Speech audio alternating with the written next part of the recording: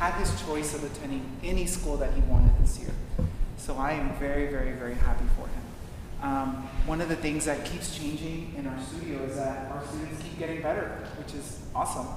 But being very, very organized with your time and being efficient is the name of the game nowadays. One of the things that's very remarkable for James is that playing his first note when he went to these auditions, the professors were already telling him, if we gave you the X and Y and Z numbers, will you come here today? So not a lot of students have that choice. He had a choice to attend the school that he wanted to attend. And he'll be attending LSU next year. So I'm really, really grateful. Go Tigers. Some of the things that I want to say a little bit about him is that in the process, we've also discussed what is your backup plan besides music? Like, what do you want to do with music? How do you see yourself changing the world of music? So one of the things is, education is a very, very good standard, staple, right? So that's one. Teaching at the collegiate level. Arts administration. So I really try to push the students to be well-rounded and start thinking about 10 years ahead of the game. So arts administration is one of the fields that James is going to be working as an intern with the Houston Symphony eventually and other organizations. So we're trying to get ahead of the game with all our students. But one of the things that I really get excited about teaching music to 6th grade to 7th grade, any age level, is that the literature keeps changing and the genres keep changing and we have to stay with the times. So one of the things I tell the students, it's like, here's the Dollar General version of the things you learn in my studio, and then here's the Costco version, here's the Sam's version, and here's my version, right? So it's always good to have a little bit of each genre, right? But this young man has taken it to another level this year and researched and looked up music and, and every time he would come in, I didn't want to say it was good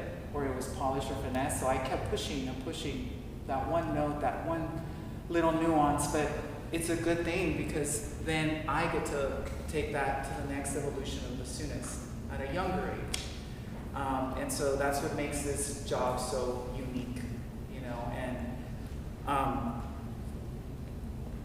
so I tell students a lot, stop comparing yourself to others, stop comparing yourself, because in that process, you lose time, you lose minutes that you could be learning to hone your skills at a higher level. So one of the things I want all of you to take into the year 2023, 24 after your summer, don't compare yourself.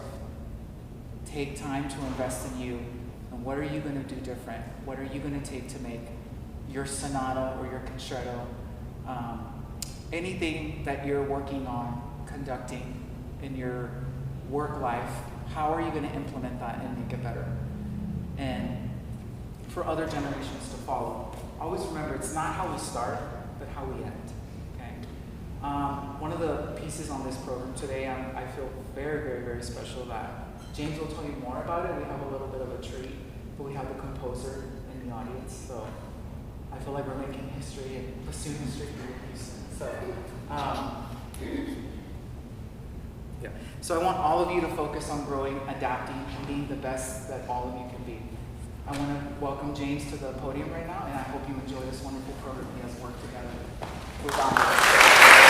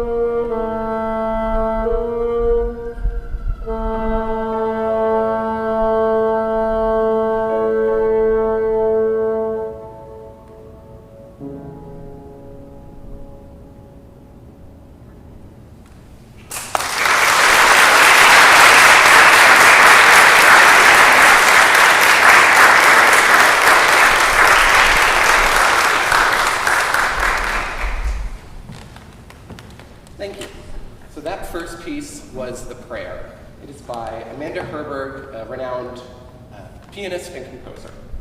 She wrote it originally for viola after finding out that one of her close family members was seriously ill. In her own words, she says that the prayer comes from a deeply spiritual place, that it is an expression of faith along with a meditation on life and the powerful mysteries of healing. It's a very powerful lyrical piece, and it's something I really greatly enjoyed working on. The next piece is the Bassango. It's by Canadian composer and bassoonist Matthew Lussier. It was originally written for Nadina Mackey-Jackson, who is a fantastic bassoonist. It really encompasses the entire range of the bassoon, and it's really just a fun piece. So please enjoy the Bassango.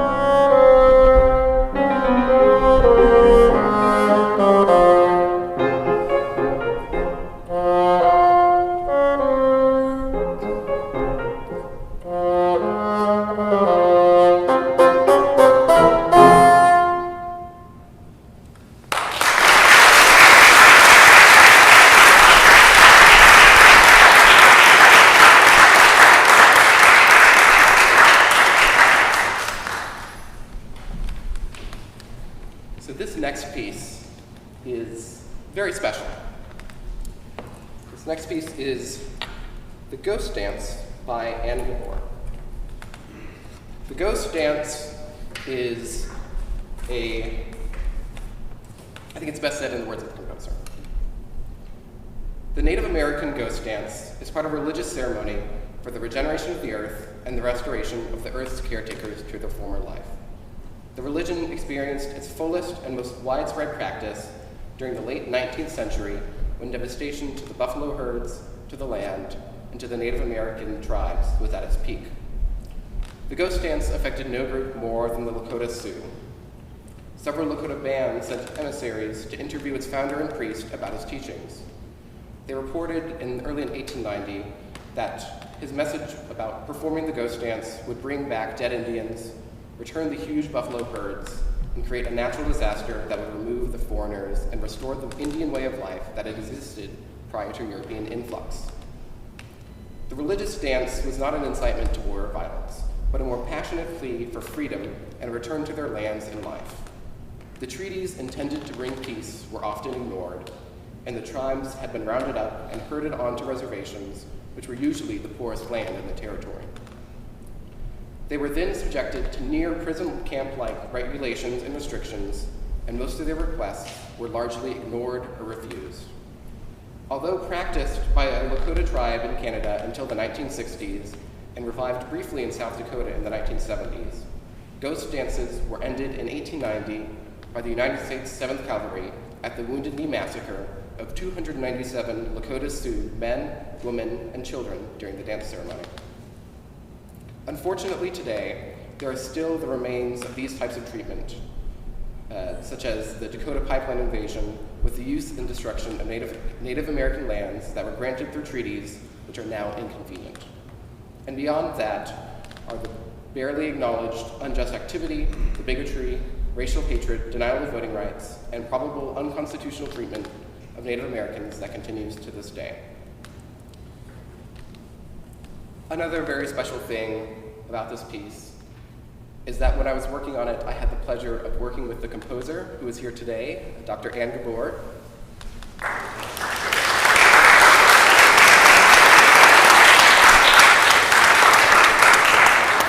It was really a great experience for me and for her as well. It's something I've never gotten to do before, and it was really just a great and fabulous experience. The piece is also based off a poem by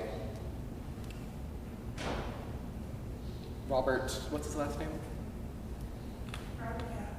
Robert Hatton. And one of my peers, Eduardo, is going to read the poem to you now.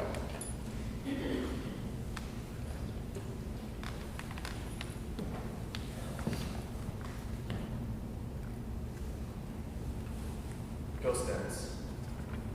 It's what you dream in your culture's denatured. The return of thunderous afternoon of buffalo, deer, elk. Pondering the wet flames of ancestral smoke. Remembrance. Throbbing before the bloodshot eye, captures the bird in the rain dance. Through it loosen not one tear from the vacant sky.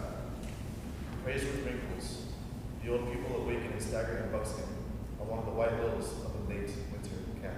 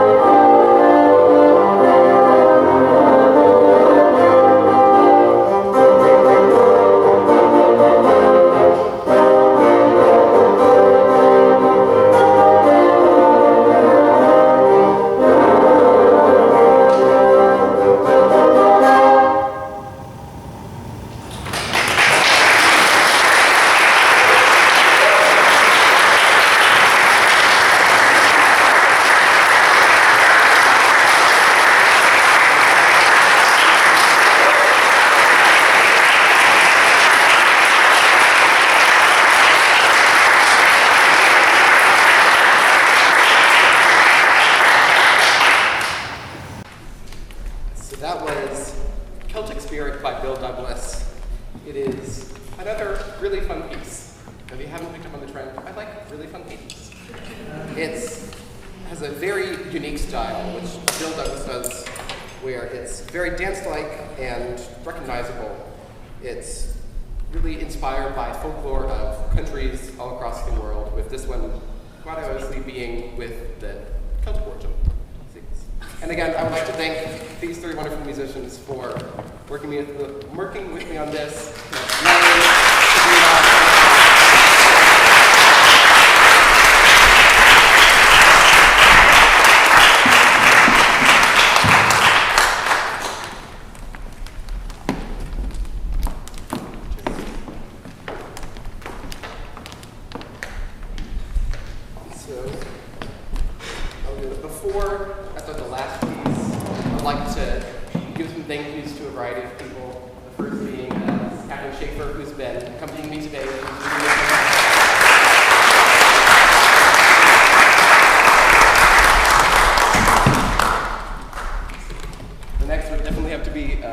Mr. Ugo, he has worked hard with me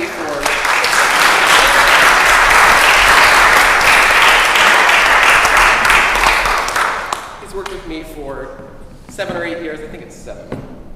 But he has been fantastic, and I have loved every second working with him. He truly has been a blessing in my life. So thank you, Mr. Ugo. Yeah.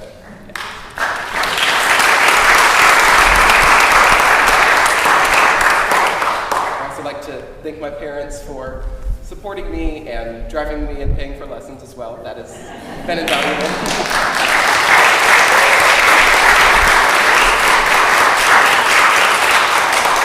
I'd like to again thank Dr. Gabur for helping me out and writing such a fabulous piece.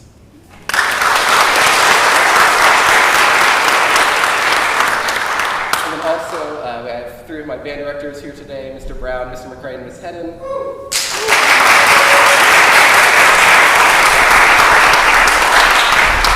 Without them, I would also not be up here today. They have pushed me and really helped me grow in ways that would otherwise not have been possible.